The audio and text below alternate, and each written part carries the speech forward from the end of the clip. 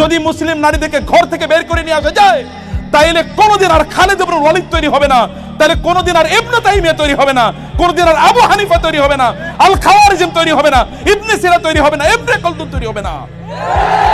ওরা জানে, কারণ তৈরি করেছে কারা? মায়েরা। তথাকথিত ফেমিনিস্ট যারা বিশাল বিশাল টিপ দিয়ে আপনার কপালে টিপ দিয়ে আসে, দেখছেন না এগুলো? এই তথাকথিত ফেমিনিস্ট এরা যুগ যুগ ধরে এরা এই স্বৈরতন্ত্রের দালাল ছিল। তারা যুগ যুগ ধরে এখনো তারা বিভিন্ন চক্রান্ত করে তারা যাচ্ছে ওই স্বৈরতন্ত্রকে নতুন করে ফিরিয়ে নিয়ে আসার জন্য। ওদের কাছে ফেমিনিজম হচ্ছে ওদের কাছে কি? অস্ত্র। এই ফেমিনিজমের এই ধারণাটাকে তারা তৈরি করে তাদের মূল উদ্দেশ্য হচ্ছে মুসলিম নারীদেরকে ঘর থেকে বের করে নিয়ে আসা। কিন্তু যদি মুসলিম নারীরা দায়িত্ব নেয় তাদের সন্তানদেরকে লালন পালন করার জন্য, তাহলে আবারও এখানে সালাহুদ্দিন আইয়ুবী জন্ম নেবে।